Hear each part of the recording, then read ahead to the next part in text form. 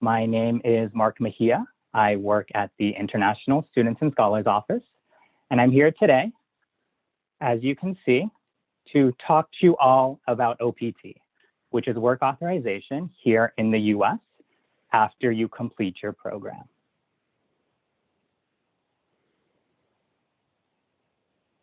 Now, I know there is likely a lot going on right now. You're entering your final term, which may be a little stressful. There's COVID-19, right? That's affected all of us on so many levels. And there may be some uncertainty about your future, about your options, about working, about OPT. I want to let you all know that my goal today specifically is to provide you all with the tools and the resources and information you'll need to be successful when applying and engaging in OPT, even during these times of uncertainty and these times of COVID-19. What I'd like to do now before moving on is just to get a better sense of who is joining us today. I'm going to launch a poll. Give me one moment. You're going to indicate if you are in F-1 status, if this is your final semester, and if you are in the US or abroad.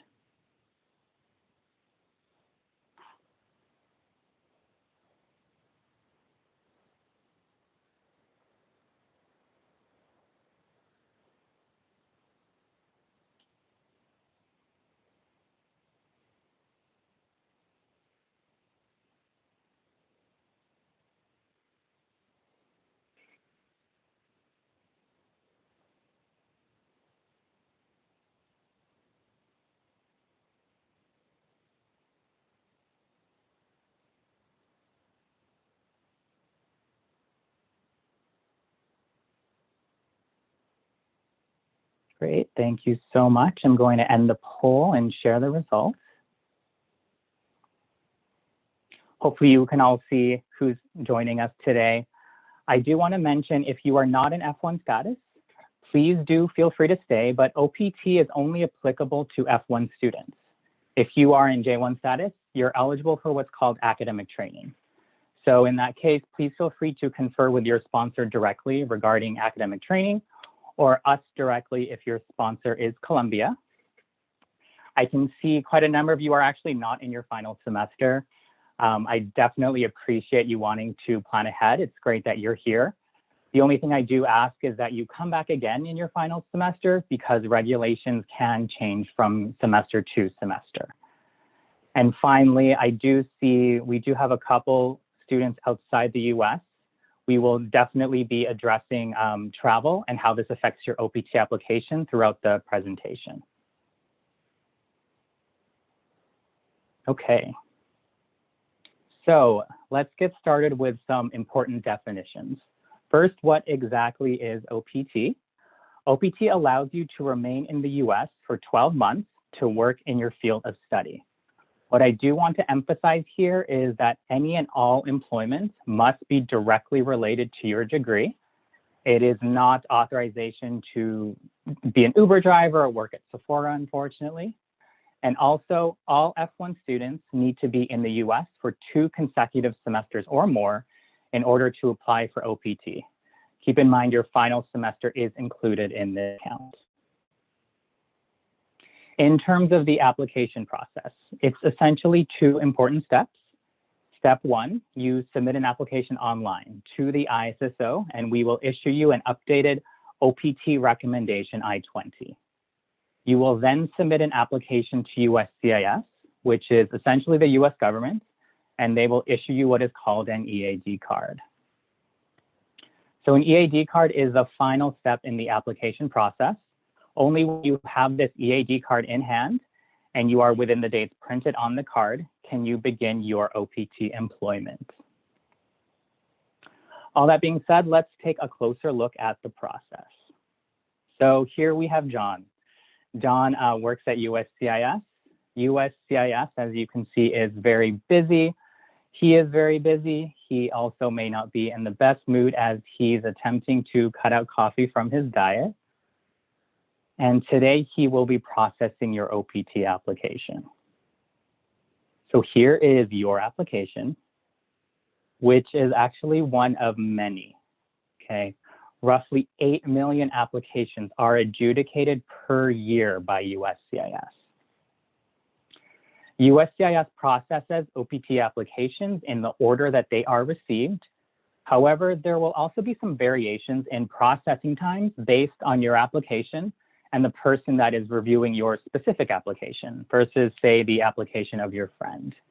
That being said, they can and will take approximately 90 days to approve an OPT request. So that's a lot of applications, and I know that's a relatively long time. Ultimately, the responsibility is yours to ensure a successful application. But thankfully, again, I'm here to help ensure that your application in this sea of 8 million is approved. There are a lot of things in the application process that are out of your control. They're out of the ISSO's control, unfortunately. Things like processing times, the F-1 regulations, the job market. What we're going to do today is talk about what you can control. This is an overview of what we'll be focusing on. These tips were very carefully crafted by all of us at the ISSO to maximize your success. Each section will be about 10-15 minutes, and we will end for time for questions, just in case they're not answered in the Q&A live box. Okay, so tip number 1, apply early. What exactly does early mean? The earliest date that USCIS can receive your application for OPT is 90 days before your program end date.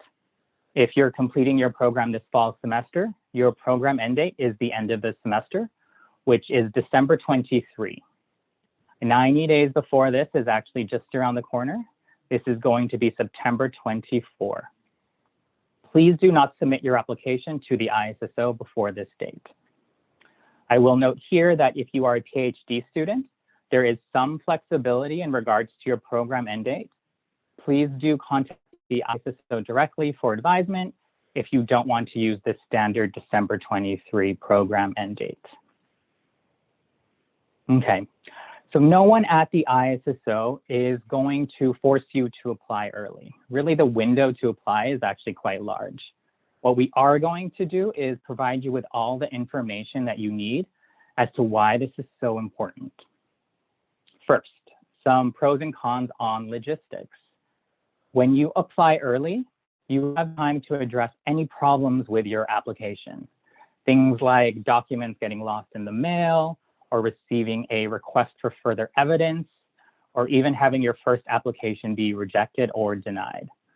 The most common reasons for these issues are things like not including all the documents required. Also human error. It does happen on the part of maybe you or even USCIS. When you apply early, you'll be far more likely to be ready to start employment per your requested start date, and you can avoid issues with your mailing address. At the time of your application to USCIS, you will provide a mailing address where all your important documentation, most importantly your Ead Card, will be sent. And some logistical issues with a late application. Due to F-1 regulations and under normal circumstances, once you pass a certain point based on your program end dates, regardless of when USCIS approves your request, there is basically a fixed possible latest end date. This date is 14 months after your program end date. This means that if you apply late and USCIS approves your request late, you will have lost part of that 12 months of work authorization. I do want to briefly mention here that USCIS has announced some flexibilities due to factors related to COVID-19. If your application is received by October 31, USCIS should still grant you 12 months, even if they approve your application more than 60 days after your program end date. Really, what you want to remember is this is just another reason that you want to apply early. Also, after a certain point, if your application is rejected or denied, you cannot submit a new request. This point is 60 days after your program completion date. There are some flexibilities on this as well if your application is received by October 31. If these flexibilities apply in this situation, it should be indicated on the notice you receive from USCIS. The main takeaway here is that if you receive any correspondence from USCIS that is out of the ordinary, things like an RFE, a rejection, a denial, scan it and email it to the ISSO for advisement. Thirdly, the longer you wait, the smaller your options are for possible OPT start dates because the USCIS does take so long to approve a request. Okay, so moving on, there are some well-being reasons as well to apply early. We found that you'll be better able to focus on academics as the term progresses. So you'll have less anxiety about your OPT application when you're having to deal with final papers, final exams, final projects. Also allow yourself more time for your job search with an approved OPT application and your Ead Card. Really what this means is that you'll be able to provide a firm start date to potential employers much earlier if you apply early. So when you apply late, you may miss out on job opportunities. We've seen students unfortunately make more errors the later they apply because they're sort of trying to rush the process. And you may have issues with your EAD delivery if your mailing address changes while your OPT application is pending. And finally, let's talk about travel.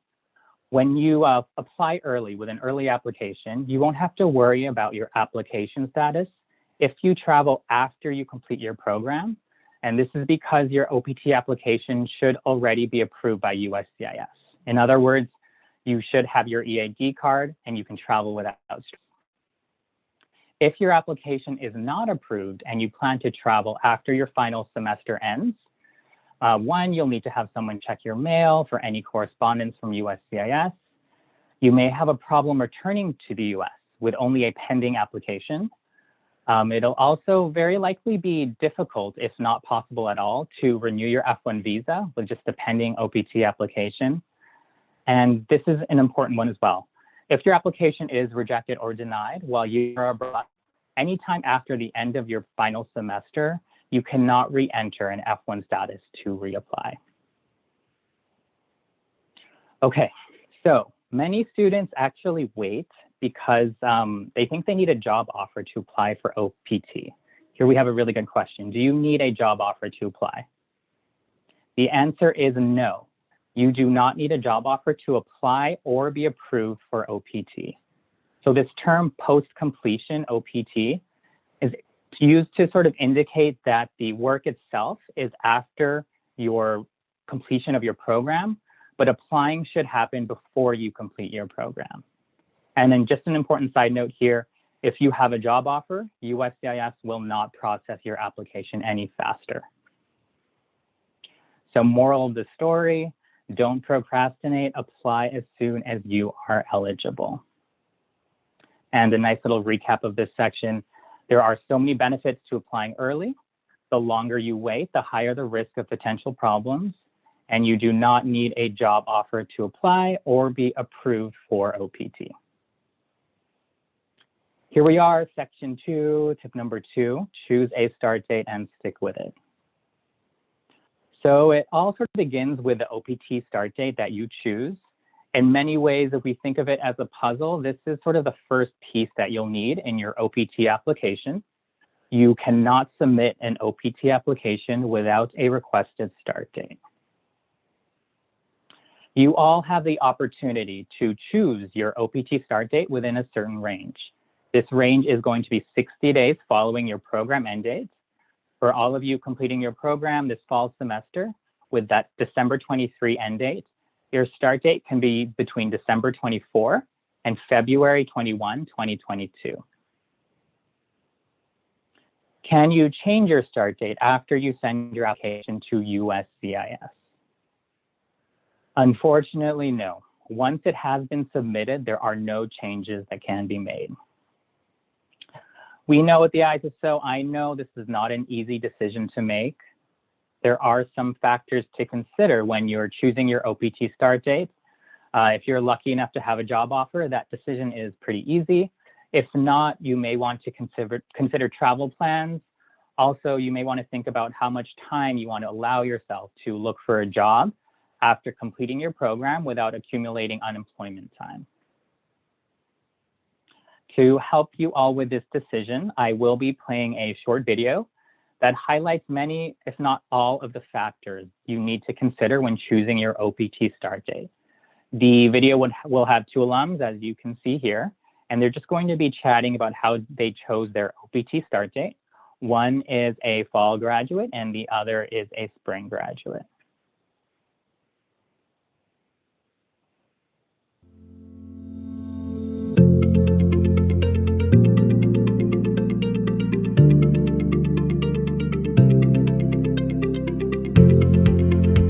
Hello! Thanks for joining us today at Ask the Alums. As an international student at Columbia, I know I'm not alone in feeling very stressed about applying for post-completion OPT, especially choosing the start date. I know I can choose a start date from any of the 60 days after my I-20 program ended, but it's so hard to know what's the right one to pick. If you have a job offer, it's easy. Your requested start date would be the day your employment begins, but for the rest of us, it's not so simple. It can take an average of 3 months for USCIS to process OPT applications, so we can't really wait until the last minute to make a decision. I've asked 2 alums who are now employed on OPT to give us some guidance. Tell us how you chose your OPT start date. Sure, so I was a May graduate, so I had to choose a start date between the middle of May and the middle of July. I didn't have an offer at the time of applying for OPT and I was still looking for a job. I knew I didn't want to choose an early start date right after graduation because I was worried that the 90-day clock for unemployment would begin before I started work. What do you mean by the 90-day clock?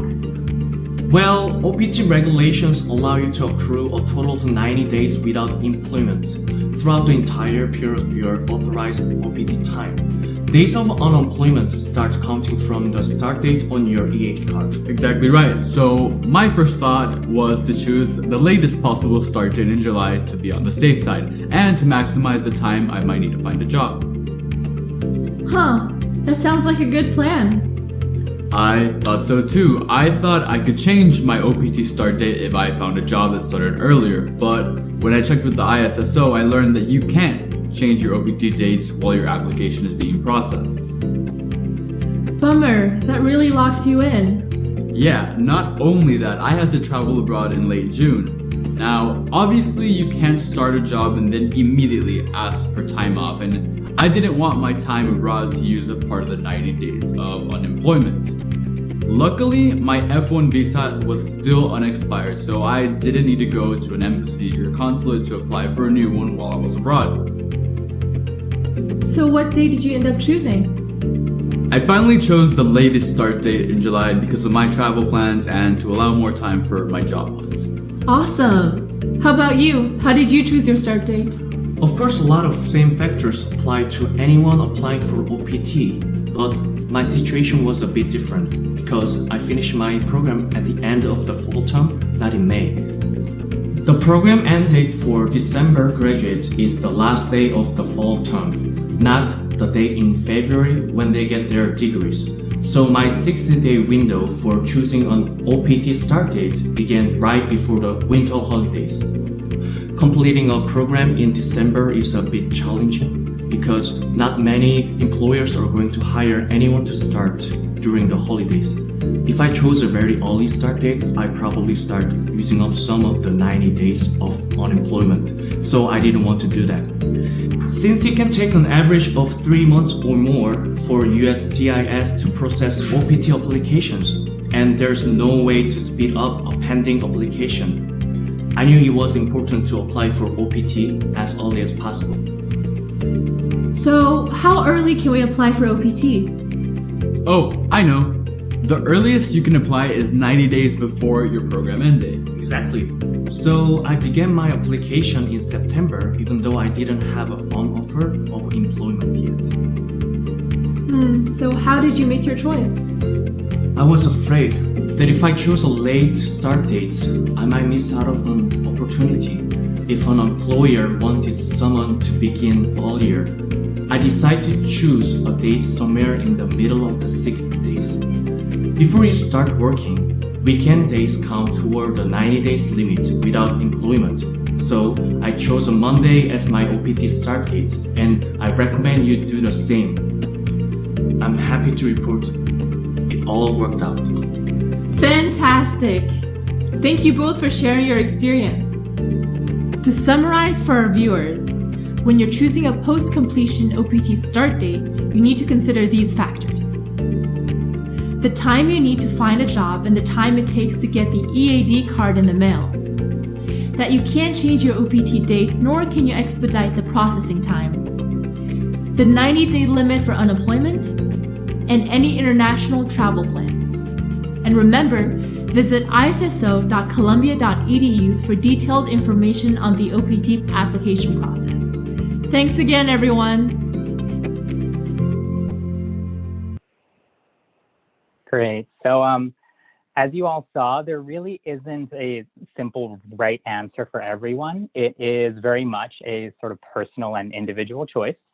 I can let you know that as an advisor, I've seen students submit requests for this earliest possible start date. I've seen the latest, and really every day in between. So moving on, this is just a nice little recap of this section. Your OPT start date is where the process begins. There are a lot of factors to consider, but just keep in mind, once chosen and submitted, you cannot change this date. Okay, so here we are at the last section. Use the ISSO website and trust it. Here we have Lisa. She is in your history class, and she's an F-1 student from Canada. She tells you that you don't need a valid F-1 visa when you travel on OPT. All you need is an Ead card. Should you trust her? No, unfortunately not, at least not with this. The ISSO is the place to go for anything related to your OPT application. Our website is reliable, it's up to date, it's available 24/7. You can also access it from your computer and your smartphone. We do have an amazing communications team that works with us as advisors to ensure that this website is as user-friendly as possible, and really just maintains the best possible content for all of you as international students. And on that topic, I do want to mention there has been a relatively new addition to our website. It's called the ISSO 2021, 2022 actually now, updates and resources page. So for the academic year, there's going to be frequently asked questions here. We really just wanted to have one place for students to go to for things that are more so related to COVID-19. So these FAQs, latest updates and policies, resources for visas and travel, things of that nature. And returning to OPT, everything you need to know about the OPT process is also on our website. There's going to be specifics on the application, relevant links to documents, the types of employment.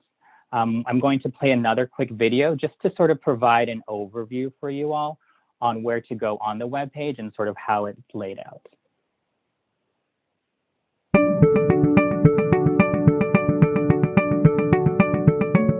Hello, and welcome to the ISSO website. The purpose of this short video is to go on a brief tour of the website specific to post-completion OPT. We'd like to show you how easy it is to use and highlight some important topics. To begin, we will scroll over the header Employment, and under For Students, we will click on F-1 OPT after your program. As with all our web pages, you will see details relevant to each page and topic. As we continue to scroll down, we'll see quick links indicating what is covered on the page, such as eligibility, important information to know before you apply, and an application process overview. As long as you carefully follow our ISSO instructions, there should be no issues with your OPT application. Here, you can see our OPT calculator, which you can use to figure out the range of dates you can choose from for your start and end date of OPT. We would now like to highlight another important topic, travel during OPT. Information on this topic can be found by hovering over our Visas and Travel tab. Under For Students, we'll select Travel during F-1 OPT. It is important to know if you are traveling and plan to return before the program end date on your I-20, since your re-entry will be based on your return as a continuing student. In this scenario, your OPT application has no impact on travel regardless of whether it's pending or approved, since you're currently enrolled and will return to the US before the end of the semester. With the pending OPT application after your I-20 program end date is passed, we recommend that you remain in the US until your OPT application is approved. This is because if you're abroad and your OPT application is rejected or denied, you will no longer be eligible to enter F-1 status to apply again for post-completion OPT. That being said, there are certain circumstances where an F-1 student may want or need to travel with the pending OPT application after their I-20 program ended. If this is your situation, please see the documents here. These are the documents that we recommend you have with you when you request entry back into the US. We also recommend flying to JFK or Newark, as we have interacted with those CBP, Customs and Border Protection officers. Finally, with an approved OPT application and your EAD in hand, traveling as an F-1 student is far less complicated. Below, you will be able to see the documents that you require as you are still in F-1 status while in OPT after graduation. Thank you.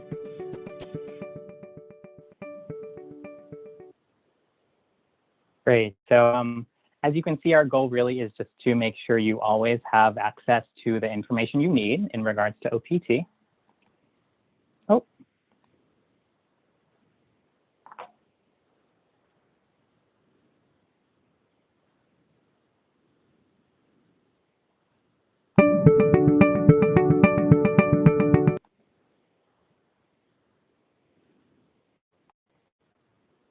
Okay. Sorry about that. Here's a little recap of this section. Trust the ISSO website when it comes to your OPT application. And really, I just want to assure you all, as long as you carefully follow our instructions, there should be no issues with your OPT application. Okay, so this is an important slide. What are the important updates that are unique to fall 2021? I know you may have heard of some changes that have happened a while ago, changes that have happened recently. The first thing I want to mention here is that relatively recently, USCIS did announce the ability to apply for OPT online. So after this announcement, we did actually allow some time to pass just to sort of monitor how well this system was working. Also, we wanted, as advisors, just to better understand the process. I can let you know that for this cycle of students, all of you that are completing your program, we can say with a lot of confidence that we highly recommend that you file online. Okay, it's still possible to mail your application, but there are so many advantages to filing online, and I highly recommend that all of you take that route instead of mailing an application to USCIS. Secondly, returning to the US in order to apply. I know that we took that poll earlier in this webinar. There may be a couple of you that are outside the US. I need to note here that per the I-76 instructions, you are required to be physically in the US at the time of submitting your OPT application. This actually should be in line though with, this is in line actually with Columbia's return to in-person instructions, which is actually also in line with the poll. I think almost all of you were here in the US. Finally, I do want to mention reporting and the 90 days of unemployment on OPT. This is just an important reminder that the US government does have access to your F-1 CVIS record. And so it is possible for them to take action on that CVIS record. It has been sort of announced that they can potentially, and they potentially will, terminate your record if you accumulate more than 90 days of unemployment. So the takeaway is that be sure to, once you start working on OPT, to report that employment to the ISSO. Okay, the ISSO updates our records here, and we will also be very sure to update your F-1 CVIS record. So any sort of changes in terms of working, not working, additional employment, all of that, anything related to employment needs to be reported to the ISSO. I also will mention you may hear about something called an SEVP portal. Basically, once you get approved for OPT, you'll receive an email asking you to create an SEVP portal. This is actually great. So for you to see your employment sort of history, the reports that you've made to the ISSO, but I recommend that you only update the ISSO, not to update the portal directly, because again, we update our records and we will update that portal information for you. Okay, so here we are. We're back to John. Don't get lost in a sea of applications. Remember that your application is one of many.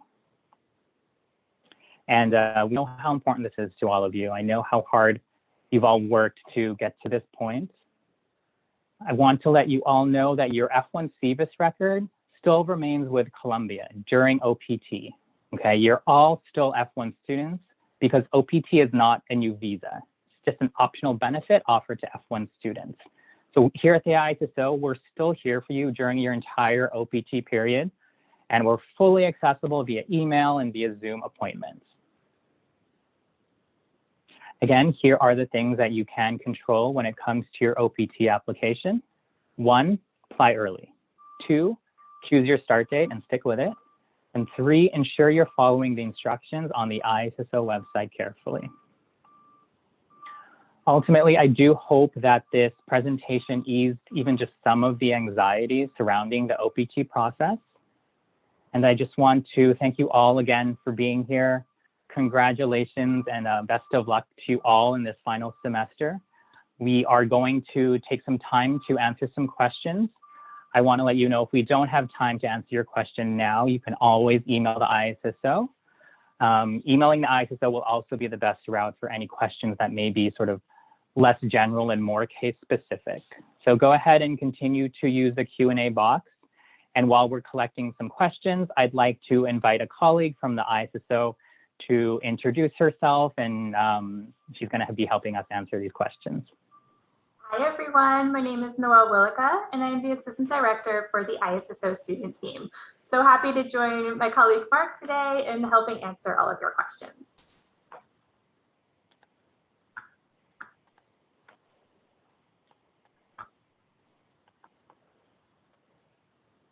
Mark, would you like me to start things off? That sounds perfect. Thanks, Noelle.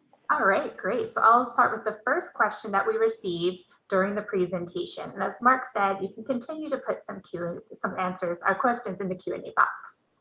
So the first question is, I wonder that if I only have one course left to graduate and I got the approval to study online for this semester, can I apply for OPT if I just come to school for some time before the semester ends? This is a great question. There has been a lot of confusion regarding, are we allowed to study online or allowed to study in person? What are the requirements? And there are 2 things I'd like to address with this question. The first one is that Columbia University has created a policy for all students, domestic and international, that we are required to study on campus in person. So in order to maintain an F-1 status, a student is required to study with in-person classes, especially if you only have one course remaining. That one remaining course must be in person. So make sure to work with your academic advisor so that that final course that you're enrolled in is in person on campus. The second thing I'd like to address with this question is talking about being in the US to apply. And as mentioned earlier, this is correct, that we are required to be inside the US at the time of applying for OPT. Great, thanks, Noelle. I will answer this next question. The student is asking, I don't know what my address will be after December. In this case, which address should I use for my OPT application? This is a really great question, and understandably so. You know, it is possible that your address will change or you don't know exactly where you'll be after you graduate. In this situation, as we all saw earlier, it's not good to wait to apply. You still want to apply as early as possible, but you can actually use a friend or family member's address that is here in the US. When you are submitting your application to USCIS, and when you're doing this online, it is possible to indicate someone else. Basically, the term they'll use is care of or C/O, and you're just going to want to make sure you put their name there, and all your important documentation can go to a friend or family member here in the US. Great, and for our next question, it's about our passports. And it says, my passport is expired and I am applying for passport renewal. May I apply for the OPT by using my expired passport? So USCIS does require for the OPT application that we have a valid passport. If you're in the process of renewing your passport, that's okay. Just make sure to include and upload in the online application proof that your passport renewal is pending. Great, I will take the next question, but there actually was a part 2 to the previous question. The student asked, can we provide the ISSO's mailing address for our EAD cards and collect it from them? Also a very fair question. Unfortunately, no. Because we have 16,000 international students that we handle here at the ISSO, it's not possible for us to just logistically receive these EAD cards. So again, if you're not able to confirm your own personal mailing address, just be sure to check around with friends or family members in the US. Next question is, my current F-1 visa has expired. After I get approved for OPT and receive my EAD card, can I leave the US and apply for a new F-1 visa at a US consulate? Yes, absolutely. So this is sort of in line with what I mentioned earlier about OPT. It's actually not a new visa. You're still all F-1 students, okay? So once you are approved for OPT and you have that EAD card, it is possible to speak to the consular embassy in your home country or outside the US and renew your F-1 visa while on approved OPT. We've seen it done, throughout the years, absolutely. And there's actually 2 other sub-questions to this. I'll answer those as well. Sure, sounds good. Can I travel with my EAD card without a visa? You can leave the US, absolutely. But in order to enter the US, you will need to have a valid F-1 visa. Okay, the only exception for that, as all the Canadians in this room will know, are for Canadians. Okay, you don't need to get an F-1 visa to enter the US. And then this sort of sub-question as well, my student visa is expired, but I'm in the US. How would it affect the process? Really great question. It's not going to affect it at all. Okay, your F-1 visa in your passport is really only used to request entry, sort of like a key to a room. So once you are in the room, you don't need the key anymore. So if your visa has expired and you're in the US and you're applying for OPT, you can apply and you can be approved and you can actually work on OPT, all with an expired F-1 visa. Thanks, Noah. Of course, thank you. For the next question, it says, is OPT only for full-time positions, or can we use it for internships as well after graduation? And the simple answer is yes, that you can use it for internships. OPT stands for optional practical training. So as long as you're getting practical training, some hands-on experience in your field of study, it's okay to do that position. One of the beautiful things about OPT is that you can use this time to make it look however you want it to look. So you can do an internship plus a part-time job. You can maybe do 2 different internships to try out 2 different areas of your field until maybe you get that full-time position that you want. So the main takeaway with the work that you do in OPT is that the job title doesn't matter. The pay doesn't really matter. Of course, we hope that you get a good pay, but for the purposes of OPT, the main takeaway is that the work that you're doing is directly related to your field of study. Great. The next question is, what does weekends count as unemployment mean? If weekend counts as unemployment, does it mean that even if we work Monday to Friday weekly, the 2 days from my weekends are counting towards the 90 days? Really great question. That is referring to if you are not working. So before you start your first job, or if you're in between jobs, the weekends will still count as unemployment time. However, if you are working, after you start employment, the weekends will not count as unemployment. So apologies if that was a little unclear. But again, if you are working, the weekends will not count towards unemployment. They will only count if you are not working. And for the next question, it says, what if the Monday start date I choose conflicts with the employer preferred start date? And that's okay.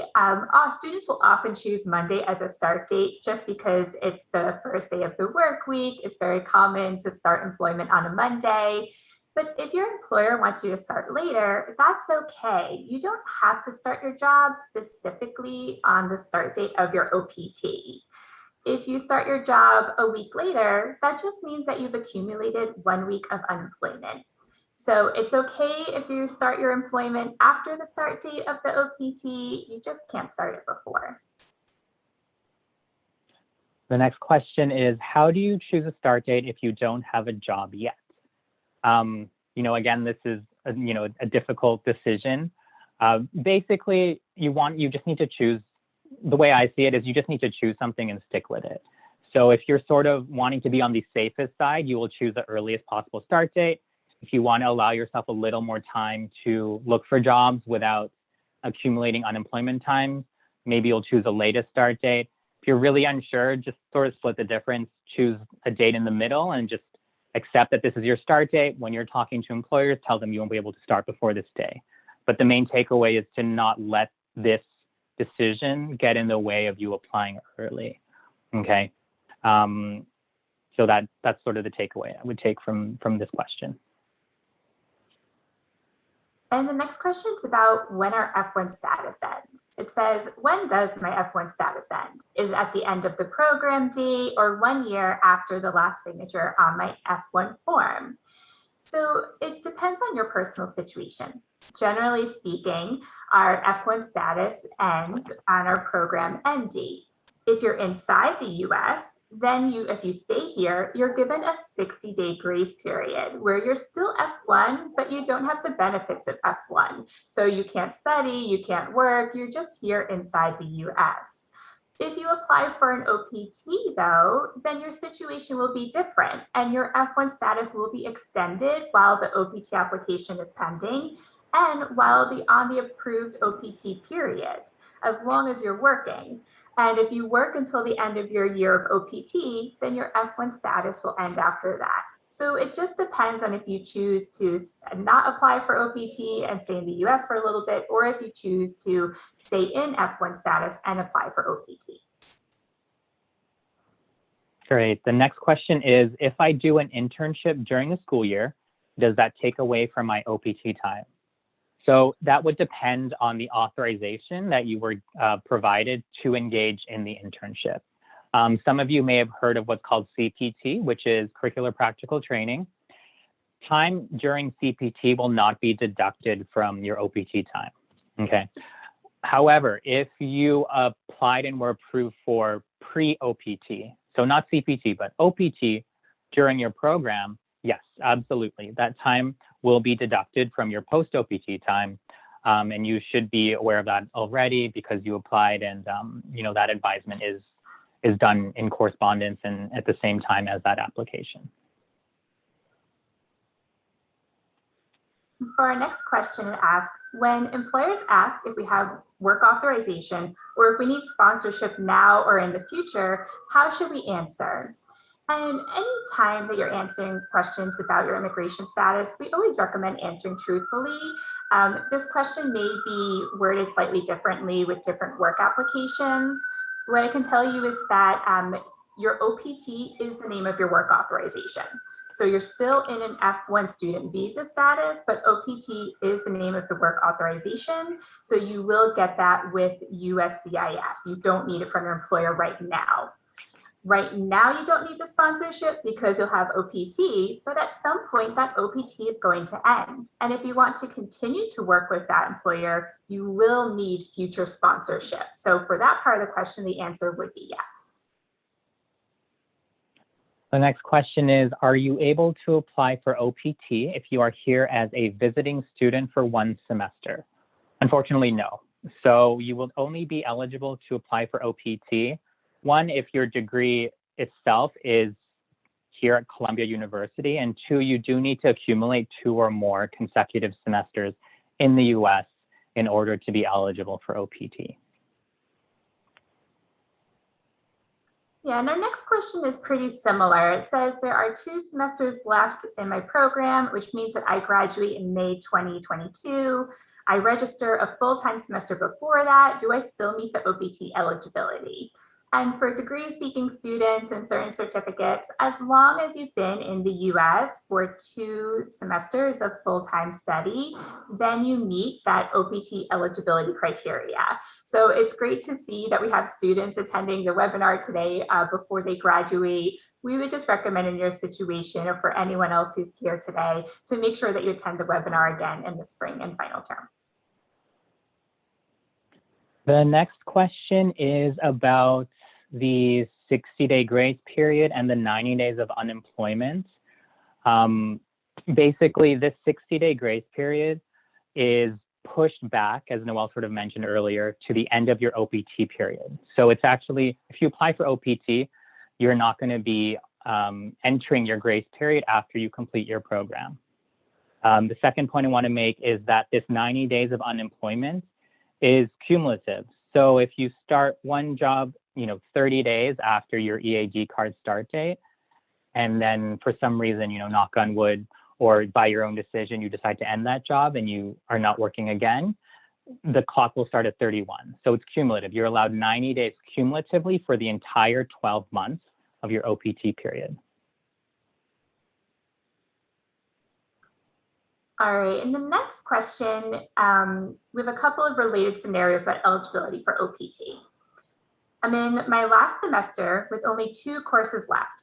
If both are hybrid, will that affect my application for OPT? And do you remember our question earlier about having one final class and studying online?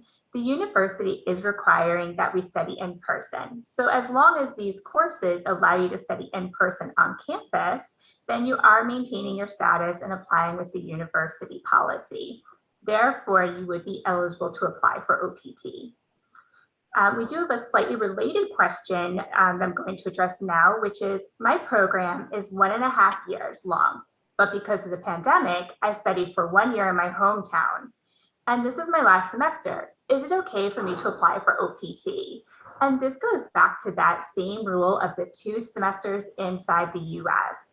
So in order for anyone to be eligible for OPT, they have to be in valid F-1 status at the time of applying and have completed 2 full terms inside the US. Unfortunately, any time that a student studied online from abroad before having F-1 status in the US will not count. Also, we're giving you these general pieces of advice and information now virtually over webinar. So if you really want us to double check your record and confirm your eligibility for you, then I would recommend sending an email to ISSO. Make sure to include your Columbia Uni, and we can actually look up your record and we can confirm if your CVIS record, if it was active for the 2 full semesters, or if you've only are active for just 1 term. So if you're unsure about your situation, send us an email and we'll double check it for you. Great. The next question is, if I completed a bachelor's degree in the US, do I have to upload an I-20 document issued in the undergraduate level as well? This is a great question. The answer would be, if you were also authorized for CPT during this time, yes, you would need the I-20. That being said, it's very understandable. It happens from time to time that you may have lost, certain documents from moving, or time has passed. We do have on our website a template for a letter that you can upload with your application, just basically indicating that you've lost your I-20. Okay, it really, as long as you have the letter, if you lost the I-20, you should be fine. Keep in mind with the OPT application, the most important I-20 is your OPT recommendation I-20. You will absolutely 110% need that. And the next question is about internships on OPT. And it says, internships and part-time positions would not be counted for unemployment 90-day clock, right? And this goes back to the similar question we had earlier. On OPT, it's okay to do internships and it's okay to do part-time employment. As long as you're working in your field of study, those positions do count as employment. You don't have to have a full-time job offer. It's always nice to have one of those, but it may not be possible for you yet, or it may not be your end goal. So internships and part-time positions do count as employment. They do not count towards the unemployment clock or the 90 days of unemployment. We have a This similar. is another. Oh, sorry. No, go ahead, Noelle. All right. It's just a similar question that Mark actually reviewed earlier that's kind of connected to this about, does the 60-day grace period count towards the 90 days of unemployment? So remember, as Mark mentioned, that when you apply for OPT, that grace period actually gets moved towards the end of your OPT period.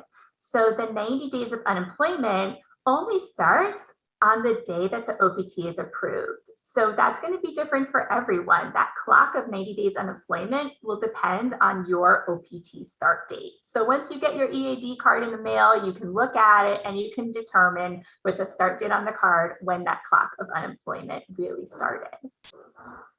I think we have one more related question, which is, will the grace period be included in the OPT period, or can they be added? So is the grace period within the 12 months or on top of the 12 months? So the general OPT period is for 12 months. It's an opportunity for you to work for 12 months inside the US for a US employer. At the end of your OPT, that's when the purpose of your F1 status has been met. So remember how we talked about when you apply for OPT, that grace period gets pushed back.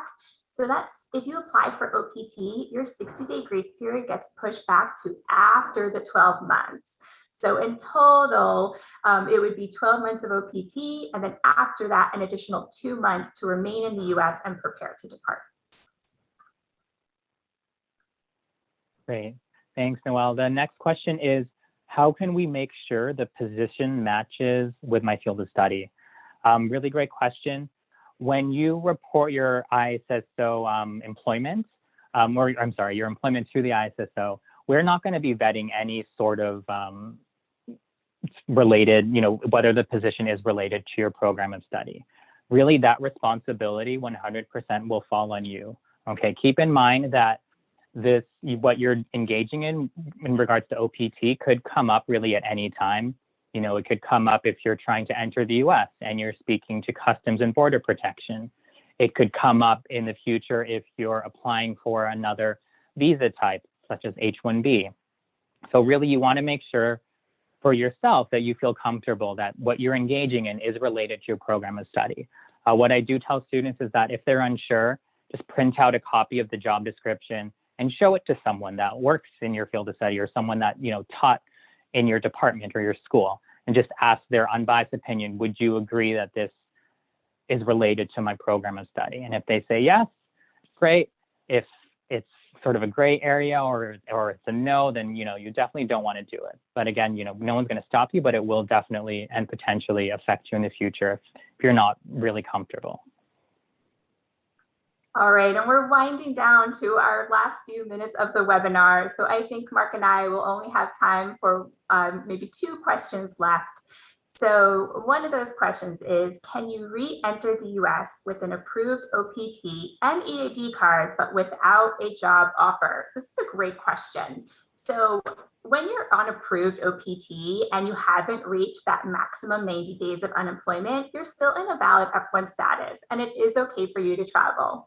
So you'll travel with all your F1 documents, which is the valid passport, valid F1 visa, and the I-20, and then your OPT documents, which is your EAD card. If you don't have a job offer yet, we recommend traveling with proof that you've been applying for jobs, job searching, interviewing, and just keep it in your carry-on or place that's easily accessible. You may not need to present it to the officer, but it's nice to have on you just in case. The next and final question we have here is, what happens if my EAD card is approved after my requested start date? So in these situations, USCIS will almost always move that start date to the date your request was adjudicated, to the date that it was approved.